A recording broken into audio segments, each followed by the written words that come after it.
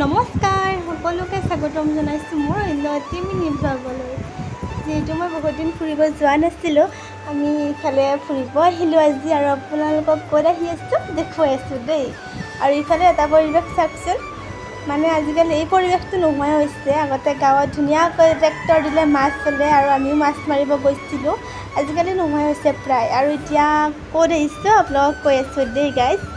আমি আহিছোঁ কৈৰিডৰ ৰিজৰ্টত, আৰু বহুত দিন ক'তো ফুৰিব যোৱা নাই আৰু ঘৰতে আছোঁ, আৰু বহুত গৰমো পৰিছে, ওলাই যাব নোৱাৰি। আজি ভাবিলোঁ আমি আহিলোঁ, সন্ধিয়াতে আহিছিলোঁ, কিন্তু এইফালে টেংটেঙীয়া ৰ'দ মাৰি আছে গাইজ। সূৰ্য দেৱতাই মানে ৰ'দটো কমাব পৰাই নাই, টাইমে হোৱা নাই। আৰু আমি বিশেষকৈ ঠাইবিলাক দেখুওৱা নহ'ল, ভিডিঅ' কৰিব নহ'ল, মানে মোবাইলটোৰ চাৰ্জ নাছিল।